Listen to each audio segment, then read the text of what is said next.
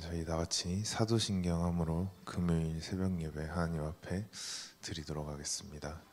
전능하사 천지를 만드신 하나님 아버지를 내가 믿사오니 그 외아들 우리 주 예수 그리스도를 믿사오니 이는 성령으로 잉태하사 동정녀 마리아에게 나시고 본디오 빌라도에게 고난을 받으사 십자가에 못 박혀 죽으시고 장사한 지 사흘 만에 죽은 자 가운데서 다시 살아나시며 하늘에 오르사 전능하신 하나님 편에 앉아 계시다가 저리로서 산자와 죽은 자를 심판하러 오시리라.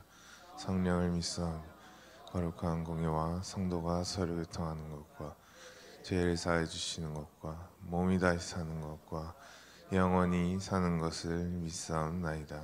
아멘. 저희 찬송가 542장 구주 예수 의지함이 부르겠습니다.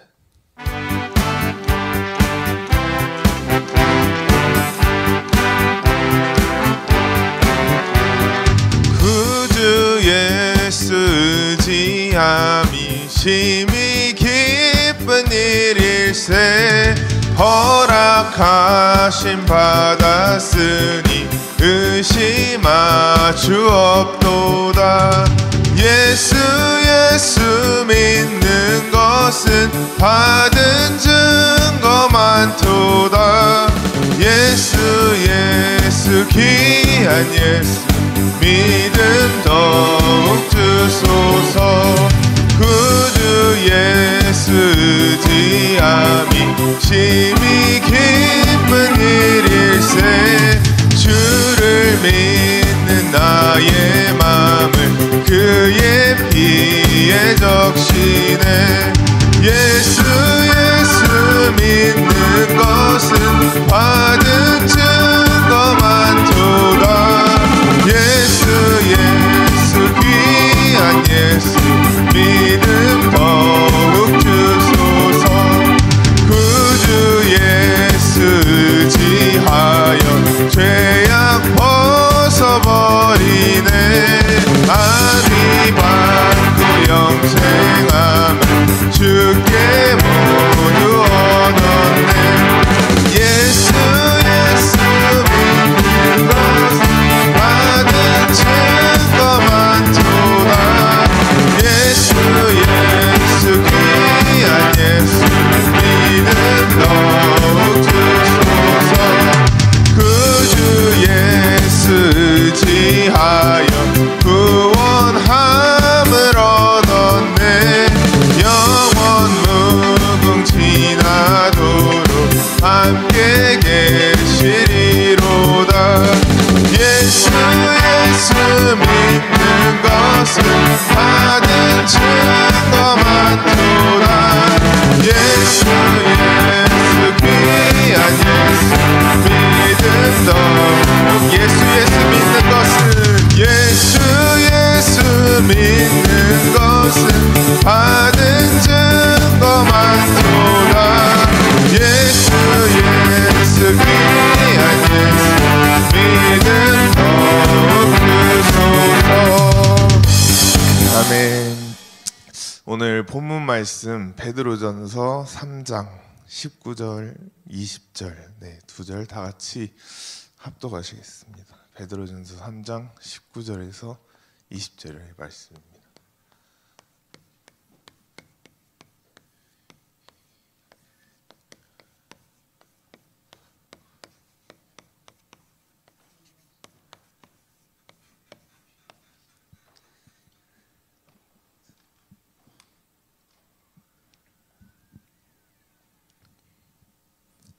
찾으셨으면 다 같이 합독하시겠습니다. 그가 또한 영으로 가서 옥에 있는 영들에게 선포하시니라. 그들은 전에 노아의 날 방주를 준비할 동안 하나님이 오래 참고 기다리실 때에 복종하지 아니하던 자들이라. 방주에서 물로 말미암아 구원을 얻은 자가 몇 명뿐이니 겨우 8명이라. 저희 21절까지 읽겠습니다. 물은 예수 그리스도께서 부활하심으로 말미암아 이제 너희를 구원하는 편이 곧 세례라. 이는 육체의 더러운 것을 제하여 버림이 아니요 하나님을 향한 선한 양심의 강구니라. 아멘.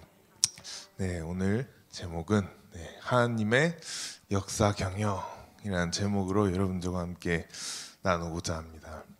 저희가 하나님께서 이 천지 만물을 창조하실 때에 즉흥적으로 하지 아니하시고 모든 것을 계획하시고 또 섭리 가운데 천지 만물을 이끌어 가듯이 우리 인간 또한 모든 일을 할 때 계획을 하고 우리 인간이 일을 해나가는 것을 볼 수가 있습니다.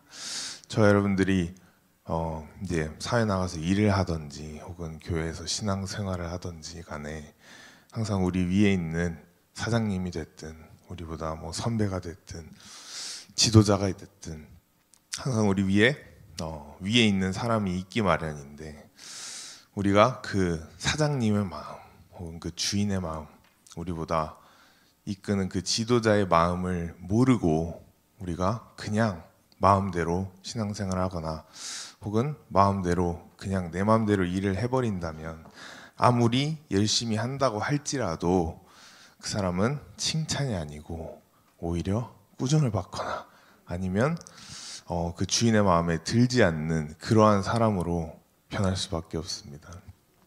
하나님 또한 마찬가지라는 거예요. 하나님이 설계해 놓으신 게 있고 하나님이 우리 인간 인류 역사를 여태 끌어오시고 또 앞으로 이끌어 가실 계획이 있는데 그것을 따르지 않고 또 하나님의 마음을 모르고 우리가 그냥 멋대로 신앙생활하고 그냥 내 뜻대로 신앙생활을 한다면 아무리 열심히 한들 그게 아무 의미가 없다라는 것입니다.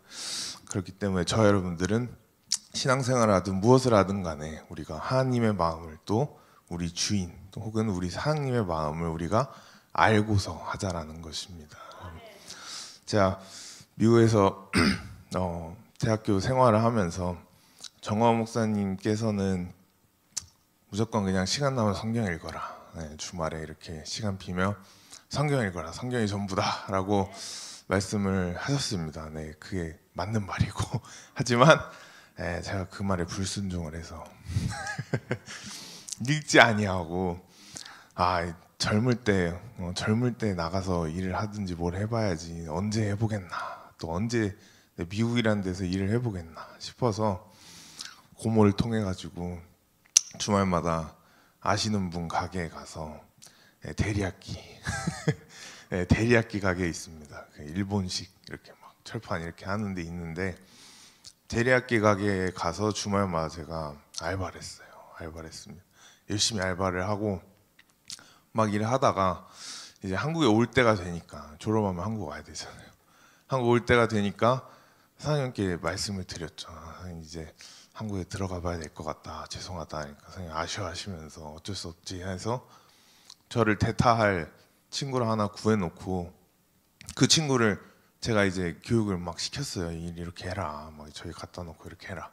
그러면 제가 가면 이제 제 자리를 대신해야 되니까 막 이렇게 그 친구를 갖다가 교육을 시켰는데 저희 가게가 닭을 팔았어요. 손질된 닭을 이제 닭을 구워가지고 이렇게 덮밥처럼 파는 가게였는데 여러분들 이제 여기 주부님들도 많으시고 지사님 권사님들 많으시니까 이게 양념을 치는 순간 이게 좀 유통이 소비 기간이 짧아져가지고 그냥 손질된 닭이면 한 1, 2주는 그래도 저기 냉장 창고에 보관하면 먹을 수 있는데 팔 수가 있는데 양념 한번 칠해 놓으면 이게 한 3일 내에 팔아야 되더라고요. 이게 맛이 가버려서 맛이 달라져서 3일 내에 팔아야 되는데 양념을 저희가 치는 날이었는데 제가 옆에 친구한테 이렇게 쳐라 하고 전 잠깐 화장실 가고 사장님도 잠깐 딴 일 하는 사이에 얘가 그 앞에 있는 양념 한 통을 쳐야 되는데 옆에 있는 손질된 닭을 다 쳐놓은 거예요.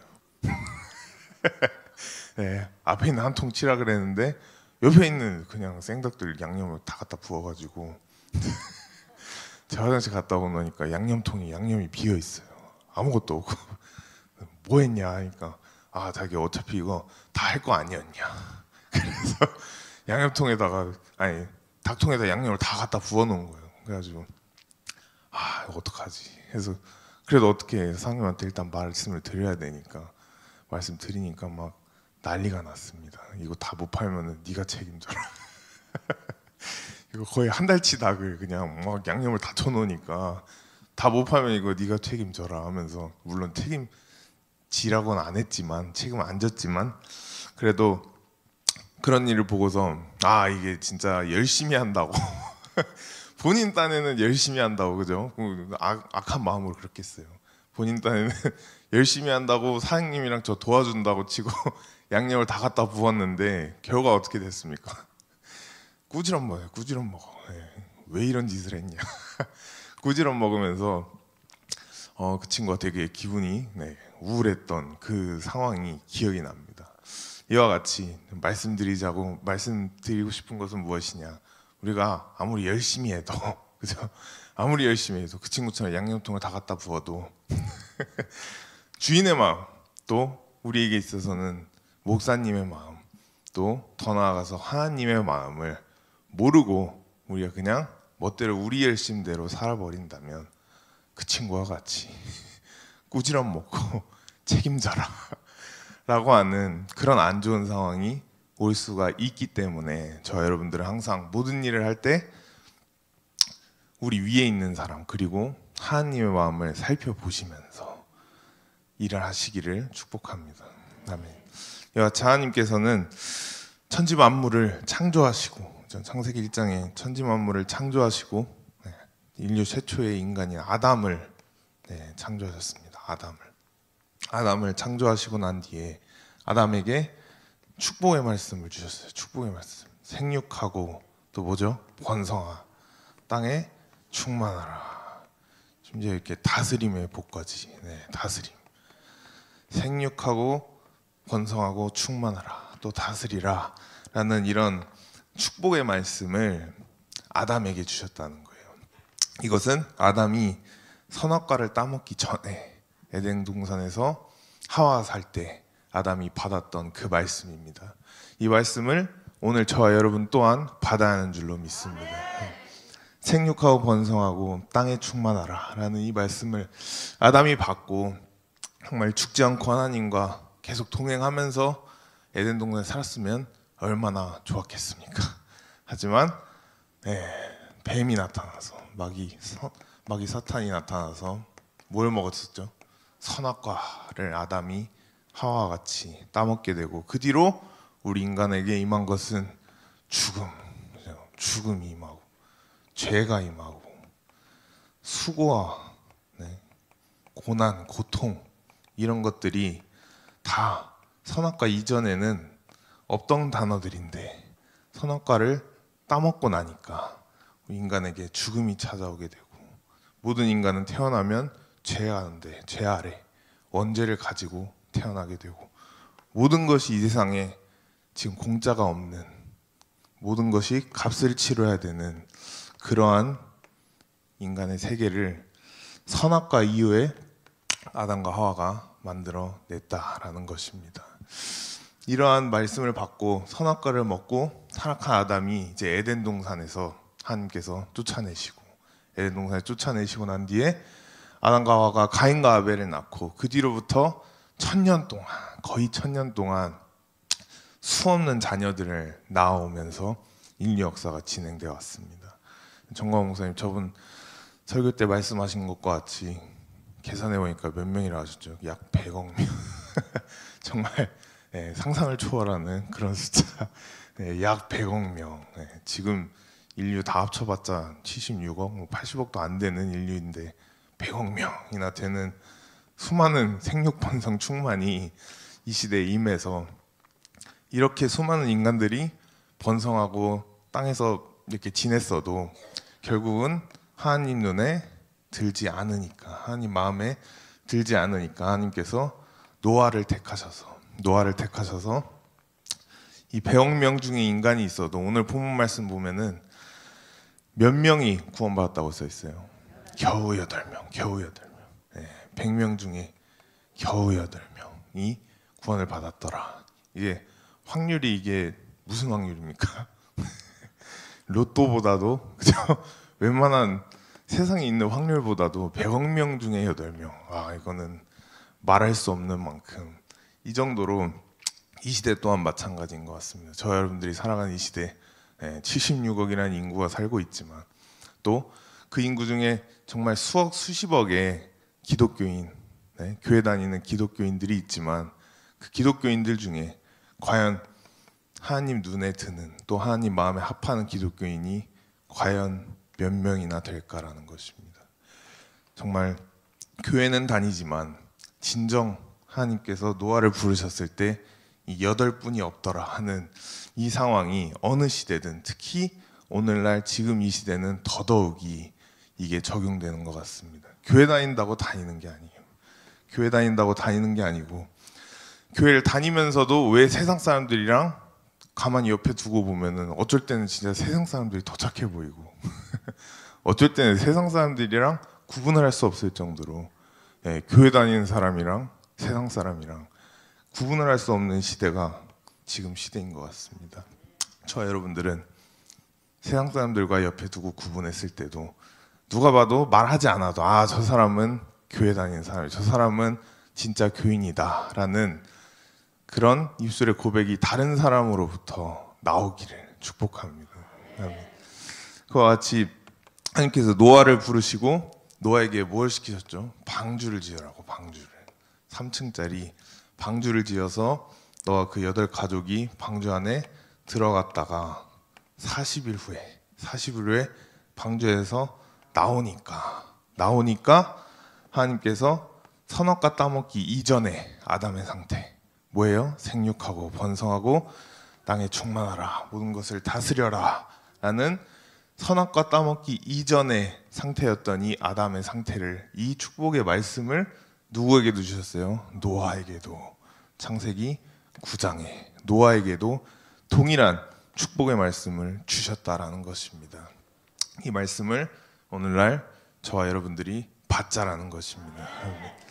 이 말씀을 주셨는데 방주에 들어갔다 나오니까 이 말씀을 받았어요. 나오니까 도대체 방주에서 뭘 했냐?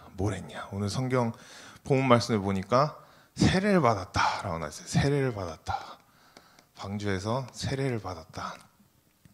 여기서 세례 안 받으신 분들 없잖아요, 그죠? 다 머리에 물 한 번씩 찍어 바르시고 요셉이도 여기서 한번 찍어 발랐고 모든 분들이 다 세례는 받으셨어요. 표면적인 세례는 다 받았지만 제가 앞서 말씀드린 것과 같이 세례를 받았음에도 불구하고 세례 받지 않은 세상 사람들, 세례 받지 않은 비기독교인들과 비교해도 별 차이 나지 않는 것은 무엇이냐? 결국은 표면적인 세례만 받고 우리가 진정한 세례의 의미, 그리고 진정한 영적인 세례를 받지 않았기 때문에, 혹은 세례의 정말 진정한 의미를 모르고 그냥 머리만 찍어 발랐기 때문에 사실상 세상 사람들과 다를 게 없다라는 것입니다. 그렇다면 진정한 세례가 무엇이냐? 정광훈 목사님께서 말씀하시기를 그리스도와의 7대 연합, 그리스도와 7가지의 연합을 하는 것이 우리가 진정한 세례를 받는다라고 말씀을 하는 것입니다. 진정한 세례. 노아는 여기에 들어갔다가 방주에 들어갔다 나오니까, 즉 뭐예요? 방주에 들어갔다가 그리스도와의 7가지 연합을 하고 나오니까 하나님께서 이러한 선악과 따먹기 이전의 상태로 돌려주셨다라는 것입니다. 그러면 그리스도와의 7대 연합 중에 제일 처음 연합이 뭐예요? 탄생의 연합. 탄생의 연합은 무엇을 가리켜 탄생의 연합이랍니까? 지금은 하늘에 계시지만 또 이때 아담이 창조되기도 전에, 천지 만물이 창조되기 전 정말 태초의 상고이시던 그분이 하늘에 계실 때는 저와 여러분들이 하나님이라고 부르고, 그분이 인간의 옷을 입고 저와 여러분들이 입고 있는 이 육체를 가지고 이 세상에 내려온 그분을 가리켜 예수 그리스도라고 하는 것입니다. 그 예수는 이 땅에 오는 게 완전한 인간임과 동시에 완전한 하나님의 그런 인격을 가지고 이 땅에 오셨습니다. 이 두 가지를 온전히 믿어야 예수를 믿는다고 하는 것이지, 둘 중에 하나만 믿거나 못 믿는다고 한다면 그거는 기독교인이라고 할 수가 없는 것입니다. 예수 그리스도가 성육신하여 이 땅에 태어나는 그 과정을 가리켜 우리가 탄생의 연합이라고 하게 됩니다. 탄생의 연합. 예수가 이 땅에 태어나는 과정은 저 여러분들이 태어나는 과정과는 차원이 달라요. 네. 남자의 도움 없이 오직 성령으로 마리아의 배를 빌려서 잉태하여 이 땅에 태어나신 분이 예수라는 것입니다. 천사 가브리엘이 마리아에게 처음 찾아갔을 때, 처녀 마리아에게 찾아갔을 때 창조주 예수님이 너네가 그렇게 유대인들과 구약에서 그렇게 말씀 듣고 또 그렇게 조상들로부터 듣고 전에 내려오던 그 하나님, 네, 너희 여호와, 그분이 너의 배를 빌려가지고 그 창조주가 이 땅에 탄생하려 한다라고 가브리엘 천사가 마리아 앞에 나타나니까 마리아가 할렐루야 아멘 했습니까? 아니요. 어찌하여 나에게 이런 일이 하면서 말도 안 되는 상황이 펼쳐진 거예요. 말도 안 되는 상황. 처녀인데, 그죠? 처녀인데 그 시대에 처녀가 결혼하지 않은 상태로 아기를 임신하게 되면 어떻게 됩니까? 돌에 맞아 쳐 죽게 됩니다. 주변에 있는 이웃 사람들이 데려다가 돌로 쳐 죽여도 죄가 하나도 될 게 없어요. 오히려 그게 의로운 행동이고 오히려 그렇게 쳐 죽여야 모세 율법대로 사는, 그게 오히려 하나님의 말씀대로 사는 그러한 상황이었기 때문에 마리아가 사실상 거기서 덥석 아멘을 해버리면 그냥 목숨 날아가는 그러한 상황이었기 때문에 우리가 성경 읽을 때도 마리아가 왜 저렇게 대답을 머뭇머뭇 할 수밖에 없었는지 우리가 그때 상황을 이해를 하고 읽는다면 더 이해가 잘 될 것입니다. 그렇게 마리아가 천사의 말을 한 번에 화답을 하지 못하니까 천사가 이제 달래기 시작해요. 달래기 시작합니다. 하나님과 이 천사가 마리아에게 보여준 이 성품은 이게 하나님의 성품인 것 같습니다. 거부를 하고 우리가 말씀을 받아들이지 않더라도 달래가지고 어떻게든 달래서 끝까지 설득하려는 이 모습을 보면, 제가 가브리엘 천사고 그랬으면 열받아가지고 마리아가 니밖에 없냐, 옆 동네 마리아 찾아가면 되지. 마리아가 니밖에 없냐 하면서, 저였으면 그냥 바로 다른 처녀 찾아갔을 것 같은데, 한번 찾아온 마리아에게 마리아가 거부를 하고 있음에도 불구하고 달래가지고 어떻게든 달래서 지금 마리아에게 말씀을 집어넣으려고 하는 우리가 가브리엘 천사를 볼 수가 있습니다. 그래서 가브리엘 천사가 마리아에게 잘 생각해봐라. 네가 지금 처한 상황을 잘 생각해봐라. 너가 예수 그리스도를 낳게 된다면 모든 여자들의 진짜 롤모델이 될 거다. 모든 여자들의 복 있는 그러한 존재가 될 것이다. 사실 그렇게 됐어요, 안 됐어요? 됐죠. 제 아내 이름도 메리입니다. 메리가 영어로 마리아예요. 마리아 이름 따서 메리인 겁니다. 아내 이름도 메리고, 저기 예수님 동상 못지않게 마리아 동상도 많고 천주교에서 마리아를 그냥 모시고 살잖아요. 이와 같이 창조주 예수님을 낳게 되면 너가 이제 어떤 인물이 될 것이다 라는 것도 이미 말해주고 있잖아요. 마리아에게 말해주고 있고, 그런데도 마음이 벌써 활짝 열리지 않으니까 사가랴와 엘리자벳 봐라, 너 친척을 봐라, 아기를 가질 수 없는 상황인데 벌써 6달이 됐다 라고 하니까 마리아가 그제서야 뭐라고 합니까? 주의 여종이오니 말씀대로 이루어지다 하니까 천사가 떠나가고, 그 뒤로부터 마리아 뱃속에 예수님이 잉태되었다라는 것입니다. 그 주의 여종이오니 말씀대로 이루어지다라는 이 말에 이 신앙 고백이 목숨을 건, 정말 자신의 목숨을 내다 던진 신앙 고백이라는 것을 여러분들이 반드시 깨달으시길 바랍니다. 우리 또한 그래야 하는 줄로 믿습니다. 정말 교회 다니면서 그냥 막 목숨을 내놓는다 이건 아니지만, 마리아와 같이 우리가 예수님을 대할 때 혹은 우리가 복음을 대할 때 정말 그냥 매일 읽는 성경이니까 혹은 맨날 듣는 말씀이니까 그런 식으로 대하지 마시고, 이 마리아와 같은 마음으로 진짜 목숨을 건 그러한 마음의 자세로 임할 때 우리가 마리아와 같이 탄생의 연합이 이루어지는 줄로 믿습니다. 그렇게 마리아는 목숨을 건 대답을 했는데, 마리아의 남편 요셉도 마찬가지예요. 요셉도 우리 마태복음 1장 다 같이 한번 넘겨보겠습니다. 마태복음 1장.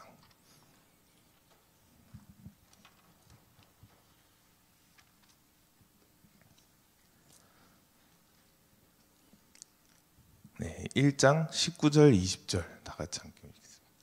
19절 20절. 네, 읽겠습니다.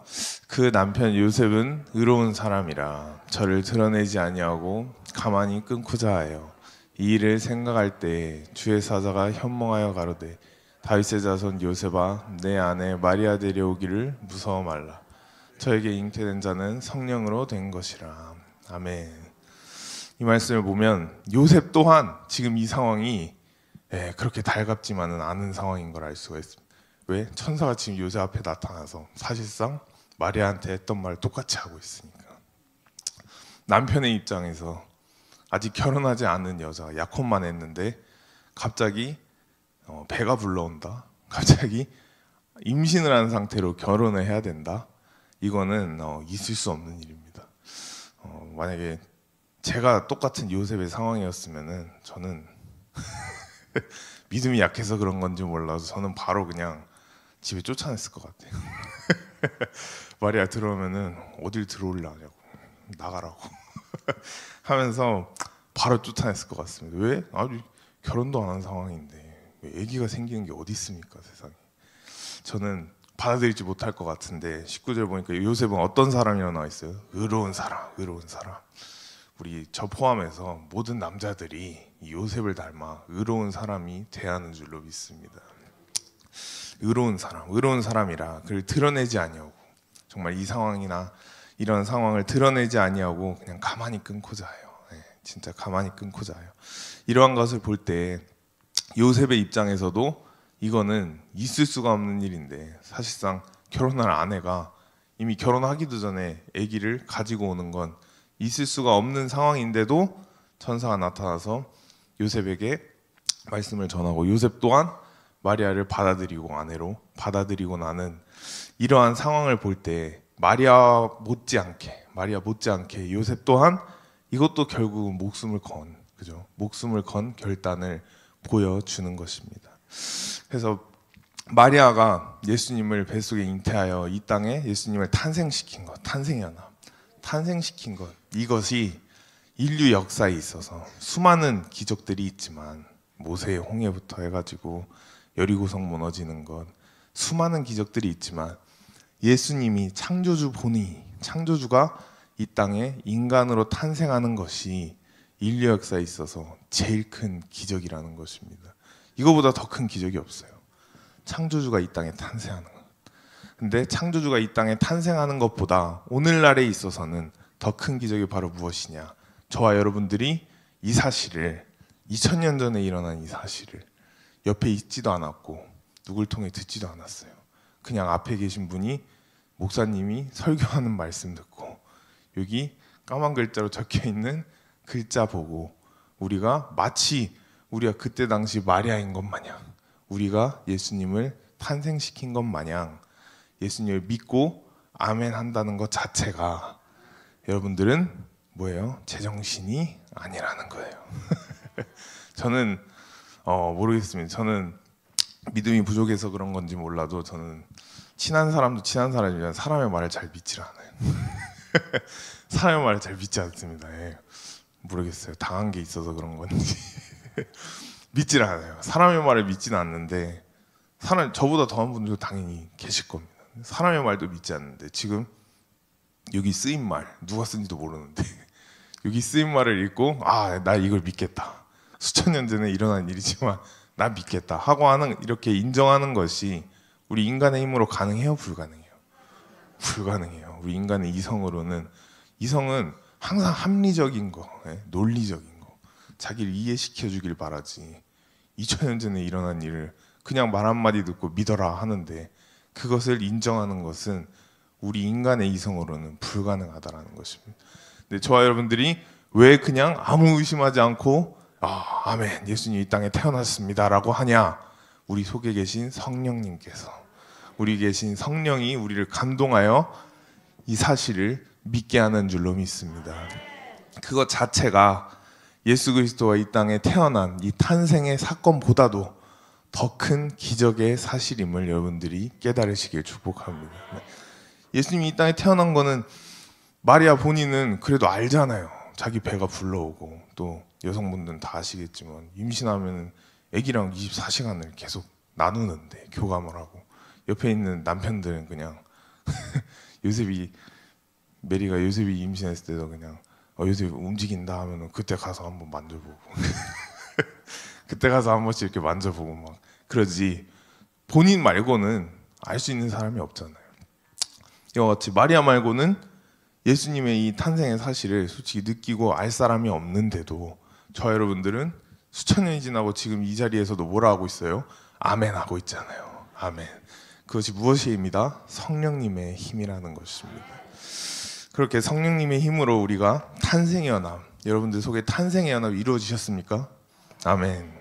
탄생의 연합이 이루어지면 그 증표로 구원을 받게 돼요. 구원. 우리 심령 속에 구원이 임하게 되고 그 증거로 우리가 뭘 받아요? 세례를 받는 거예요. 세례를. 구원을 받고 세례를 받고 난 사람에게는 탄생의 연합 다음엔 고난의 연합이 찾아오게 되어 있습니다. 고난의 연합. 따라서 하겠습니다. 고난의 연합. 그렇게 좋은 단어는 아니지만 고난의 연합. 우리가 마리아와 요셉의 이 사건을 두고 봐도 창조주 예수님을 탄생시켰는데 그 이후로부터는 인생이 그냥 솔직히 말하면 쫙 펴야 되는 거 아닙니까? 꽃길만 걷고 창조주를 탄생시켰는데 탄생시키고 나면 이제 당연히 부모로서 이제 꽃길을 걸어야 되잖아요. 근데 꽃길을 걸었습니까? 아니요. 창조주 예수님을 탄생시키니까 헤롯 왕이 자기 자리가 위협되는 줄 알고 군대를 시켜서 모든 아이들을 다 죽이라는 그런 명령을 내려서 마리아 요셉이 예수님을 싸고 애굽으로 도망가요. 피신하는 그게 이제 마리아와 요셉의 고난의 시작이라는 거예요. 고난의 시작. 예수님마저도 똑같습니다. 본인의 손으로 창조한 이 세계임에도 불구하고 성육신하여 이 세계에 오니까 똑같이 적용되는 거예요. 창조주임에도 예수님의 경우를 봐도 세례 요한으로부터 세례를 받고 나서 바로 사역하셨습니까? 아니에요. 성령에 이끌려 40일 동안 광야에 가서 마귀에게 뭘 받으셨어요? 시험과 고난을 받으신 거예요. 시험과 고난을. 이와 같이 창조주조차 피해갈 수 없는 게 탄생 다음에 뭐예요? 고난의 연합이라는 거예요. 고난의 연합. 이와 같이 저와 여러분들 또한 탄생이 이루어졌다면 그 다음에 무조건 고난의 연합이 기다리고 있다는 사실을 우리가 알아야만이 시험에 들지 않지. 이걸 모르면은 그냥 밖에 나가서 전도하거나 아는 사람들 교회 앉혀놓으면은 뭐라 합니까? 이거 오면 교회 오면은 축복받고 좋은 일 생긴다 해서 왔는데 이거 뭐냐 하면서 막상 자기가 예수 안 믿고 교회 안 다닐 때보다 어떻게 보면 더 안 좋은 일이 발생하고 돈도 더 안 벌리고 자식 말 더 안 듣고 그래서 갑자기 남편이 해코지하고 그러면서 사실상 예수를 몰랐을 때보다도 더 큰 고난의 시간이 오는 것을 보고 이걸 모른다면 그때부터 이제 시험 들어가지고 속았다 예수쟁이들한테 속았다 하면서 이래서 교회는 다니면 안 된다 하면서 그냥 교회를 나가버리는 사람들도 수도 없이 많습니다. 왜? 전도할 때 그냥 교회 오면 복 받는다고만 듣고서 왔으니까 그냥 복만 보고 오니까 고난이 오는 것은 들어보지도 못하고 막상 오니까 싫은 거예요. 왜? 복만 받으러 왔는데 왜 고난이 오냐는 거예요. 하지만 하나님의 섭리는 무엇이에요? 탄생 다음에 무조건 고난을 겪게 하신다라는 것입니다.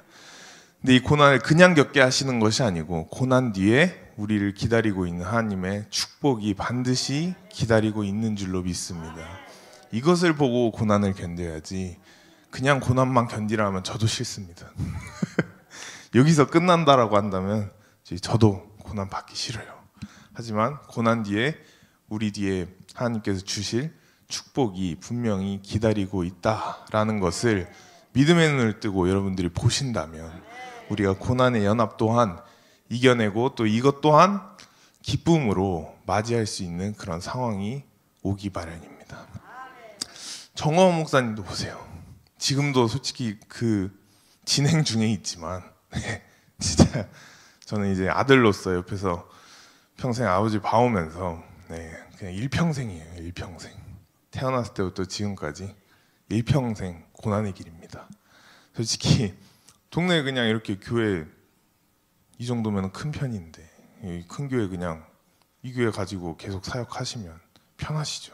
편하시고 성도님들도 편하고 맨날 광화문 안 가도 되고 다 편하고 모두가 편한 생활을 할 수 있을 텐데, 그죠?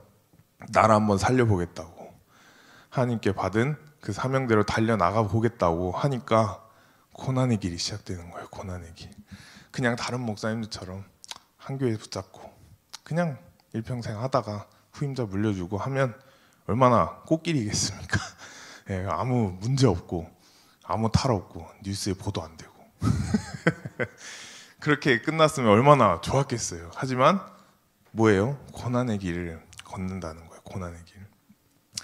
목사님 또한 그렇지만 저는 이제 목사님 아들로 태어나서 그래도 감사하게 하나님께서 부모님을 잘 만나게 해주셔서 이 고난은 정말 여러분들과 모든 인간들에게, 이 땅에 태어난 모든 인간들에게 고난이 찾아올 수밖에 없어요. 창조주도 찾아왔는데 이 땅에 태어난 모든 인간에겐 고난이 찾아올 수밖에 없는데, 고난의 그런 모습은 다 각자 다르다는 거예요. 어떤 사람에게 있어서는 하나님께서 물질적인 물질의 고난을 줄 수가 있고, 정말 찢어지게 가난한, 정말 벌어도 돈이 모이지 않는 물질적인 고난을 주는 사람들도 있을 것이고, 질병의 고난을 주는 분도 계실 겁니다. 질병의 고난, 하나님께서 주시는 고난은 병원 간다고 낫지 않아요. 약 먹는다고 낫지 않습니다. 오직 하나님만이 치유하실 줄로 믿습니다. 그렇게 해서 질병의 고난을 받는 사람도 있고, 여기 자녀를 가지신 분들 중에서는 난 그런 거 이제 다 좋다, 나는 문제 없다 하신 분들도 자녀를 통해서 자녀가 말을 더 안 듣는다든지, 갑자기 사춘기가 너무 세게 와가지고 막 집을 나가버린다든지 그런 식으로 인해 어떤 형태로든지 간에 하나님께서 한 인간에게 무조건 고난의 시간을 허락하신다는 것입니다. 저는 다른 분들의 그래도 비하면은 그래도 아버지 목사님을 잘 만나서 물질적인 고난은 사실상 그렇게 크게 겪지 않았어요. 물질적인 고난은 그렇게 크게 겪지 않고 어린 시절 다 이렇게 쭉 감사하게 살아왔지만, 그럼에도 불구하고 물질만 있다고 해서, 부족함이 없다고 해서 그 사람이 과연 행복할까요? 아니에요. 저에게도 다른 모습의 고난이 있었습니다. 그게 무엇이냐? 솔직히 아직까지도 이게 100%다 끝났다라고 저는 말할 수는 없지만, 하지만 많이 지나왔다라고 말할 수 있기 때문에 여러분들에게 말씀을 드리고 싶습니다. 저는 이 교회에서 거의 평생을 자라오면서 저에게 다가온 고난은 무엇이었냐? 당연히 목사님께서는 교회를 개척하시고 또 가정에서도 예수를 믿는 1세대니까 얼마나 힘든 그 고난의 길을 겪었습니까? 하지만 저는 다행히도 그런 길은 겪지 않았지만 태어나 보니까 목사님이시니까.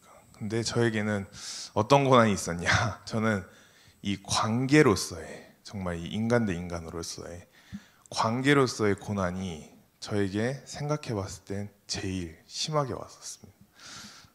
어릴 때 교회에서 지내면은 목사님께서는 지금은 이제 광화문 운동하시고 또 집에서 이렇게 왔다 갔다 하시지만은, 제가 어릴 때 기억으로는 먼 곳 부흥회 가실 때는 주일날 저녁 예배 끝나고 바로 가셨어요. 그래서 주일날 저녁 예배 끝나고 바로 가시면 주 월화수목 금요일 막 오후는 돼야 다시 집에 돌아오시고, 그러면 토요일 하루 하고 주일날 또 설교하시고, 그게 그냥 반복이었어요. 제 어린 시절 초등학교 시절 내내 그걸 반복하였습니다. 당연히 엄청 수고하셨고 하나님의 길을 하나님이 시키신 대로 하시기 때문에 당연히 그 사명감을 가지고 그렇게 하셨지만, 아들로서의 제가 느꼈을 때는, 전 이제 여기 앞에 있는 장립초등학교 다녔는데, 초등학교를 다니면서 느낄 때는 학교 갈 때마다 그때 이제 막 학부모 초청 그리고 막 학부모 참관해서 뒤에서 뭐 이렇게 수업을 한다든지, 뭐 학교에서 뭐 운동회를 한다든지, 아니면 하여튼 학교에서 엄마 아빠 불러오라는 소리만 들으면 진짜 스트레스를 받아가지고. 왜요? 엄마 아빠가 있는데 없어요, 저한테는. 있긴 있어요, 살아는 계시는데 막상 저한테는 없습니다. 그러한 생활을 제가 초등학교 때 계속 하면서 솔직히 진짜 원망 가득한 마음이 많았어요. 그래도 감사하게 할머니를 붙여주셔가지고 할머니 손에 자라긴 했는데, 정광 목사님 매번 말씀하시잖아요. 할머니께서는 글자를 모르셔가지고 또 눈도 안 좋으셔서 전화번호 같은 거 이렇게 번호를 적어주면은 진짜 거짓말 안 하고 한 요 정도 크기로 적어주셔야 알아보세요. 네, 이런 할머니를 데리고 학교에 뭐 초청하러 온다고 해서 할머니 데리고 가겠습니까? 지금 글자 이거 겨우 읽으시는데 이거 칠자 이런 거 겨우 읽으시는 할머니인데 어떻게 데리고 갑니까? 창피해가지고. 그래서 학교에서 부모님 데려와라, 뭐 엄마한테 사인 받아라, 이런 말은 들을 때마다 속에서 솔직히 열받는 거예요. 없는데 집에 없는데 누굴 데리고 오라는 건지. 없는데 집에 사인 받아오라는데 맨날 이거 그때 부목사님 사인 받아간 적도 있고 제 기억에는 사인을 받아오라는데 없어요. 네, 부모님이 없어요.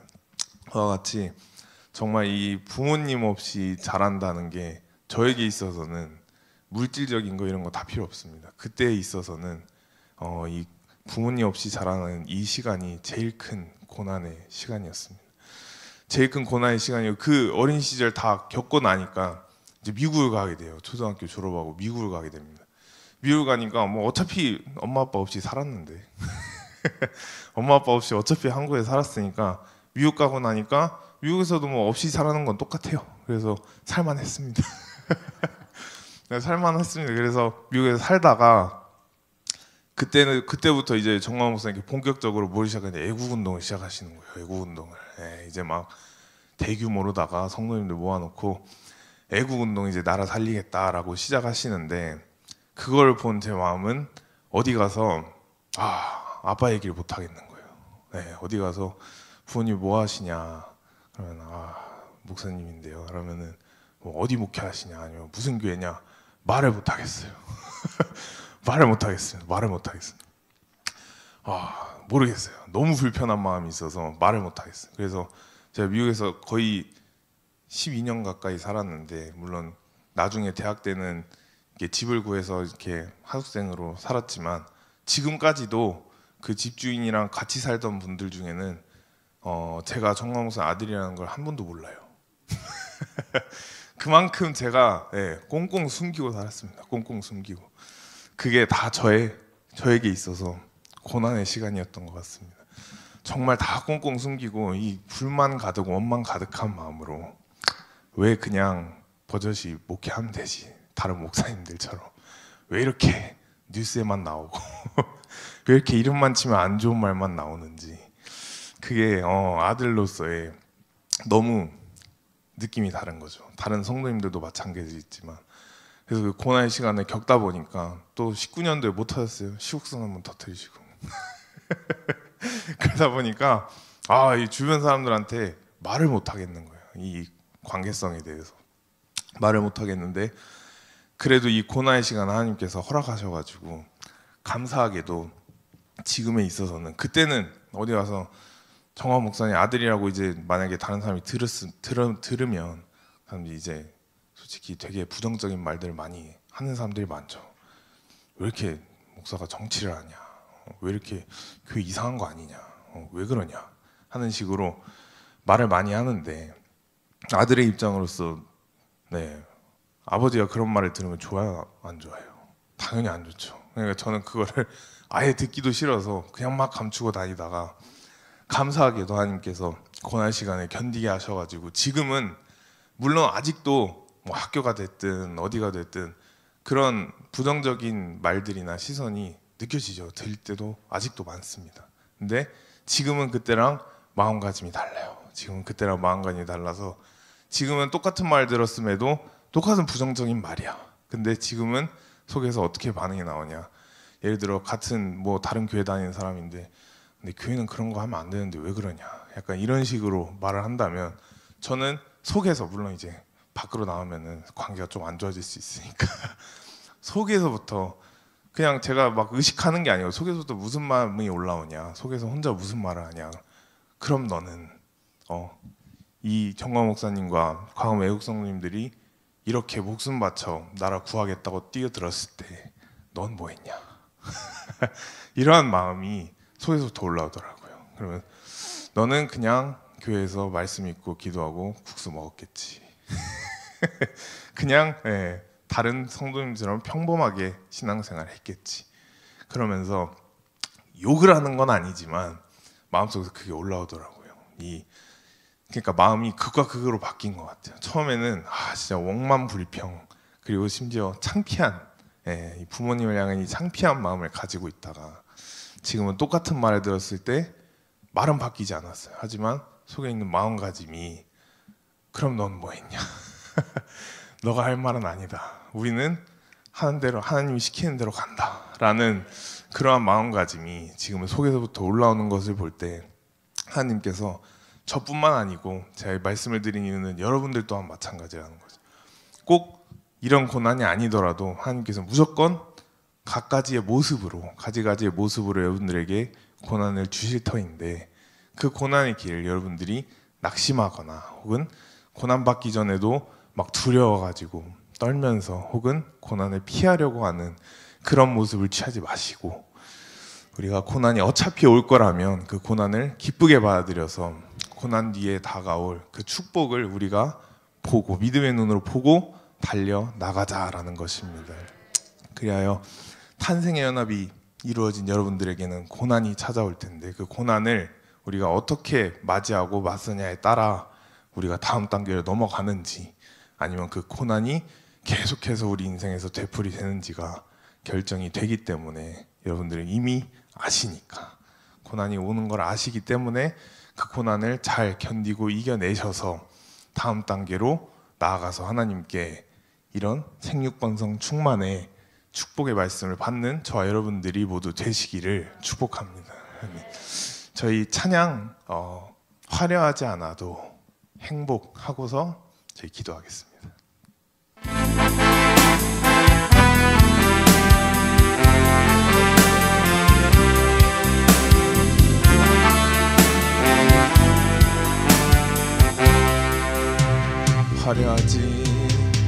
화려하지 않아도 정결하게 사는 삶, 가진 것이 적어도 감사하며 사는 삶, 내게 주신 작은 일 나눠주며 사는 삶, 이것이 나의 삶의 행복이라. 2절 하겠습니다. 눈물 날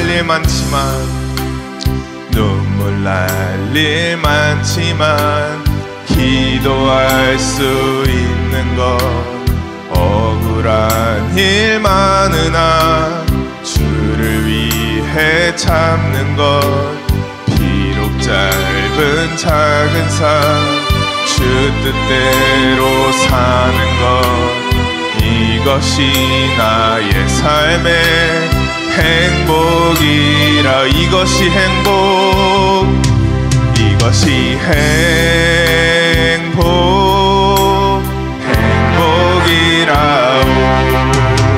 세상은 알 수 없는 하나님 선물, 이것이 행복이라오. 하나님의 자녀로 살아가는 것, 이것이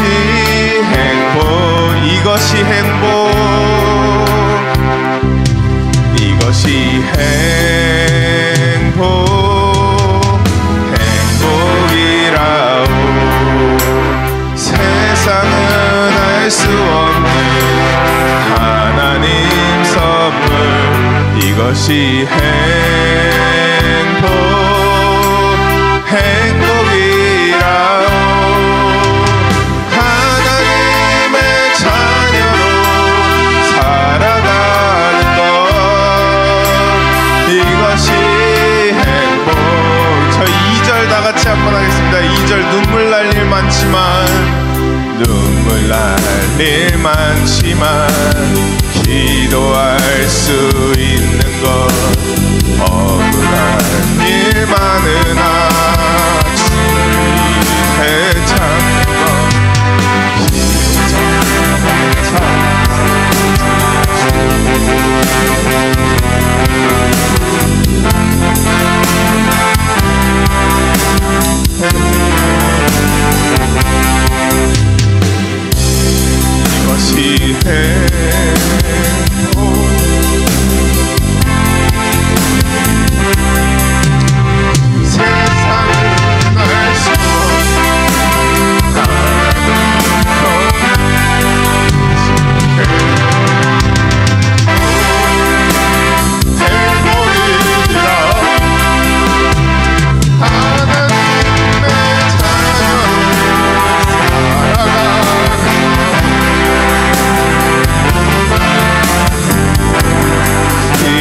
마지막으로 하겠습니다. 이것이 행복, 이것이 행복,